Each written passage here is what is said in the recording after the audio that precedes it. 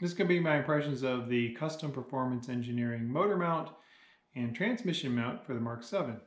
These were purchased after a shop had diagnosed some rough shifting on my car to potentially be related to mounts having been worn out. Hadn't identified specifically which one, so I decided I'd replace the motor mount, transmission mount, as well as the subframe pendulum mounts to make sure everything was covered. So I purchased the custom performance and engineering mount on the basis of they have a lifetime warranty. I wanted a part that was going to last a long time, and they had two different hardnesses for the mount. There was a 55 and a 70 durometer. So Custom Performance and Engineering advertises a 55 and 70 durometer option for their mounts. I had previously had the 034 Motorsport Street density mounts, which were a 50/60. This sounded like it was very comparable, and I was happy with the 034. I was just trying something different. So I went with the 55, anticipating similar to stock-like, or not stock-like, but similar to what I was experiencing as far as the noise, vibration transmitted by these mounts. So those were the two main criteria that I had in purchasing these: longevity and sort of comfort in terms of the ride. So I couldn't find much in the way of information about these as far as user reviews, so didn't have any reason not to, and they met the two criteria that I had. Received them, very impressed with the shipping. Each mount was shipped in a separate box with a lot of padding in it. Yep. A little bit of assembly is required, but nothing terrible. So I got these, got right on to getting them installed, and let me go over how that went.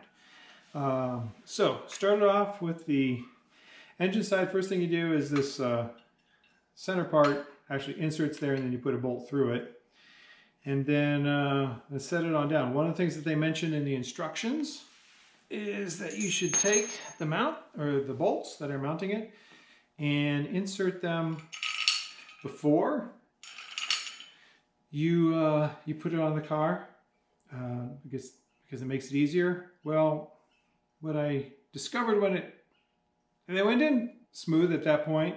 What I discovered is this orientation, if it goes straight up, you notice it will impact that. So you got to come in at an angle. Well, the problem is if you're trying to put a socket on that it's not going to fit. And so I had the open end of a wrench and just turned this as best as I could to get it fully seated onto the frame rail. That's a pain, but what's a bigger issue is not being able to put the socket on there. I can't get it torqued to the specs that these bolts are supposed to be torqued to. So I got those as best I could, and then decided I would be getting in touch with Custom Performance Engineering to find out what solution they might have. Then this part fits in there, and then you put a couple bolts in, a couple screws in to hold it in place. One of the next things I discovered as I was putting this in, I was getting ready to put my catch can back on it. There is no place to mount a catch can. So, but for comparison, this is the 034, which also mimics the stock. There's this little mounting point here on our GTI. I guess it's unused, but it's what's commonly, or from what I've seen on a number of different catch cans, that's where they mount it. On the Golf R, this is where the windshield washer reservoir, part of it, mounts to this. So if you have a Golf R, and I don't know about on the Audi side, but as far as the Golf R, you're having to buy some relocation kit to mount the washer, because with the CPE kit, there is nothing to mount it to. So I was a little bit puzzled. I ended up using a couple hose clamps, one through here and one on the other, just to hold it in place. But that was my next item to talk to CPE about, to find out what solutions they might have for that. So got the driver's side on, and other than not being able to tie it down and not being able to put the catch can back, it went in okay. Over on the passenger side, there's a similar arrangement where you need to, bolt in the middle part to the piece that attaches to the frame.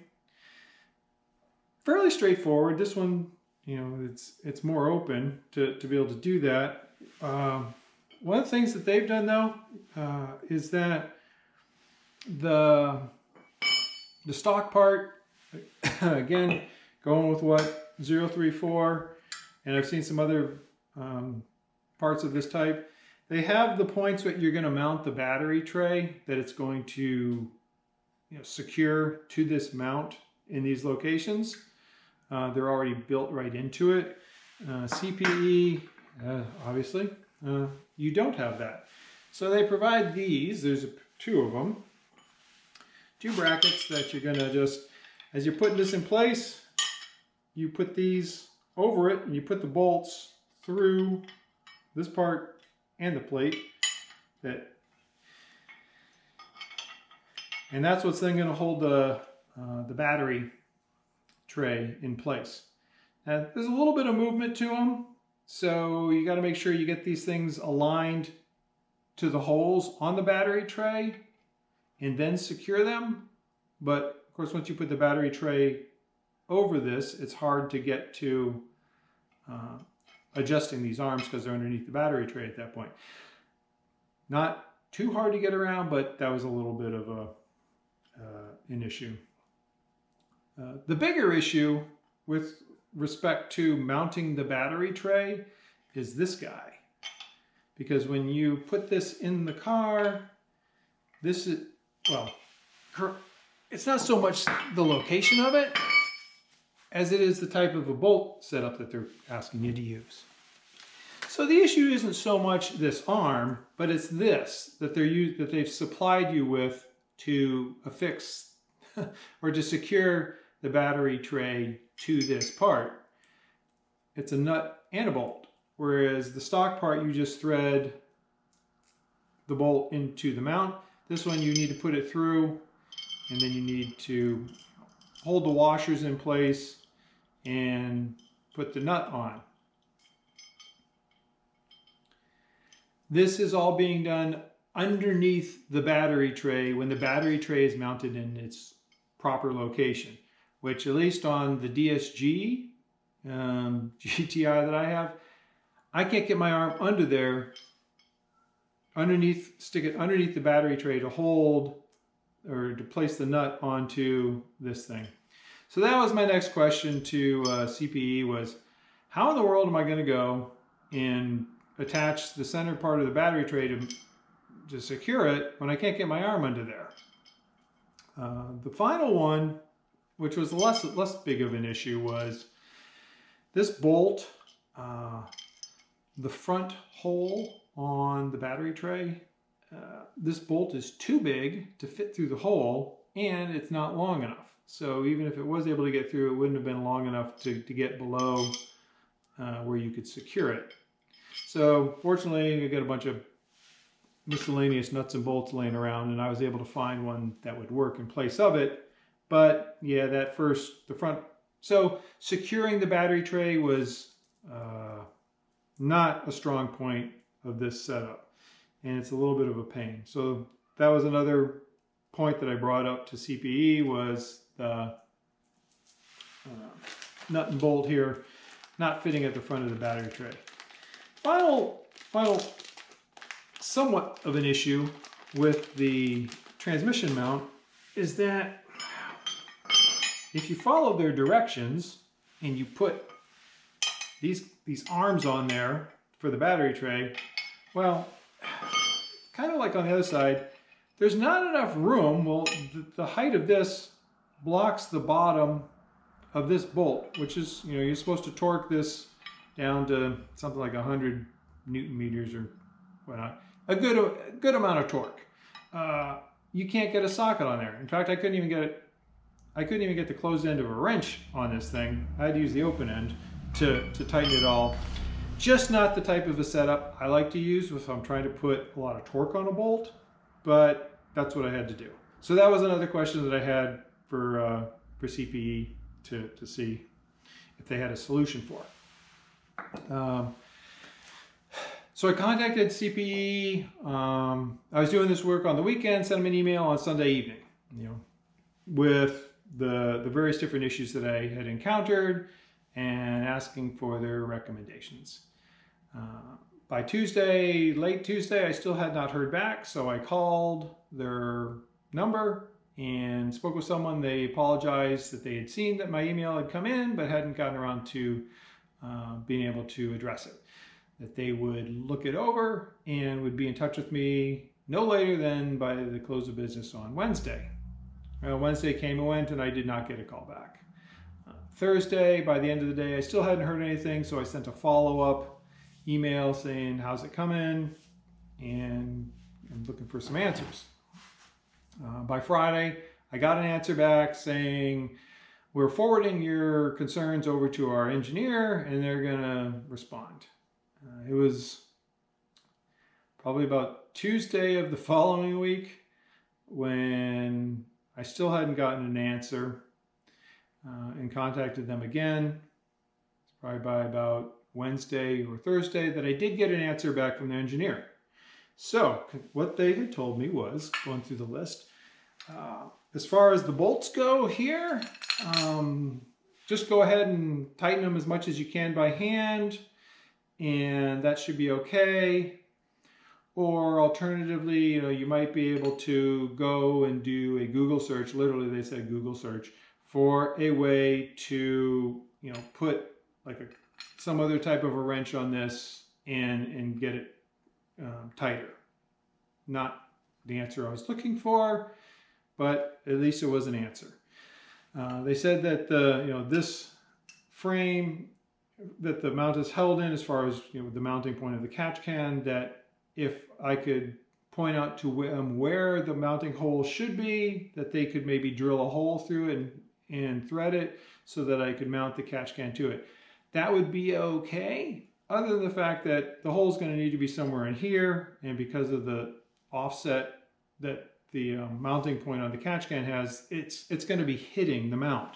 I mean, if you see these other ones, that hole is actually offset a little bit from where the mount is at so that it doesn't bump into it. In this case, it's not going to work because they're going to have to drill back in here, and it's just going to hit it. Because I was messing around a little bit trying to figure out how I might get something to hold it in place, and the catch can is hitting this. So that's not really a good solution. But their proposal was if I wanted to remove it, send it back to them, they would do that and then ship it back to me. So at least there was an option there, but wasn't really an appealing one. On the side of the transmission, they did point out that these bolts here can be torqued before you put weight on them. So the instructions don't say to do that, but they said that would be an option, and they might consider revising their instructions in the future to torque these before you put it in, because once you put it in and you put these mounting points for the battery tray, then you can't. So that's a fairly easy fix, and of course, again, it would have required removing the transmission side mount, doing that, and then putting it back in again. But at least it was an option.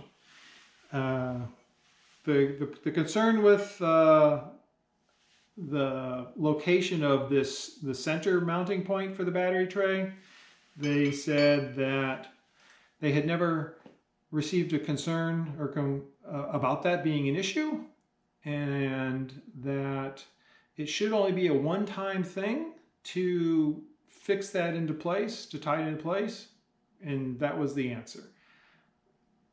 The fact that they have never had the complaint before is irrelevant to me because it's a problem I'm dealing with.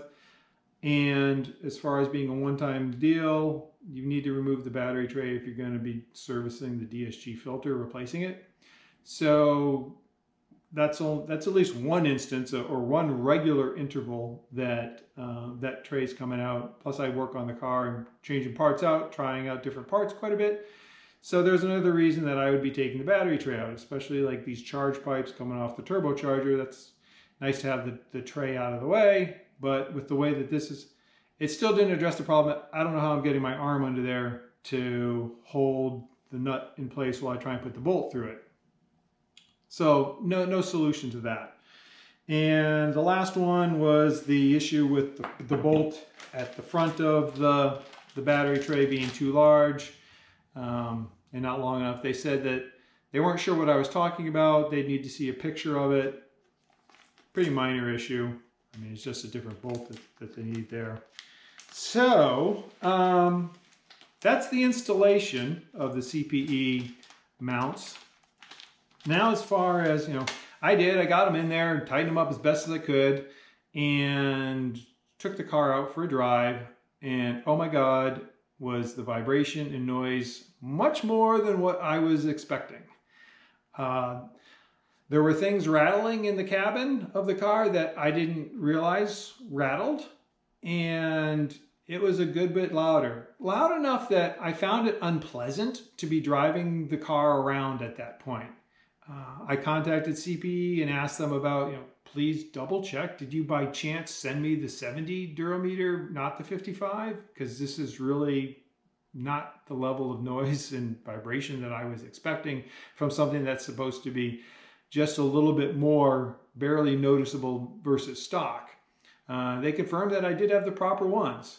So I was a little disappointed with that. Well, more than a little disappointed. If it made the car unpleasant to drive. So I decided I'd go back to the 034 Motorsport street density mounts. Before I did though, I have an application on my phone. It's a spectrum analyzer, sound pressure level meter. You know, not scientific, not calibrated to any particular standards, but it was just going to give me something to get an idea of, you know, what was the sound level that was in the cabin with this mount, and then I wanted to see how it compared with 034s.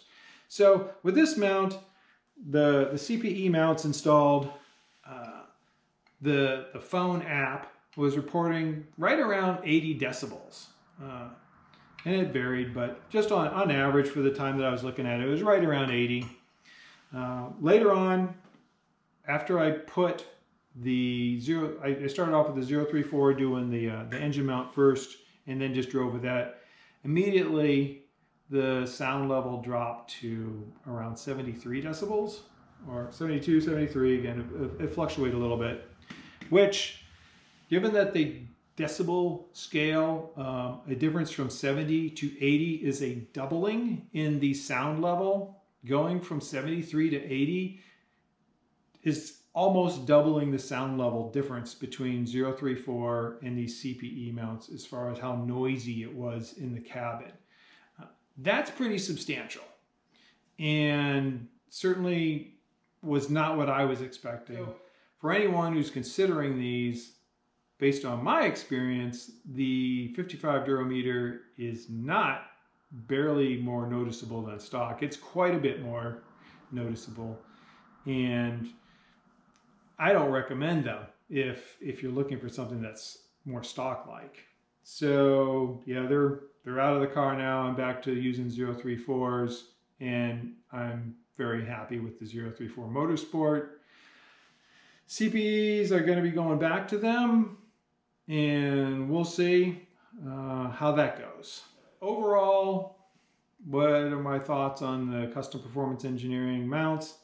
I feel like they probably put them out on the market before they should have. There's just small things that it's surprising that they're problem areas with these, and I guess as they maybe get some more feedback that they can make some changes, but for right now I'm not satisfied with them, and I'll be sending them back.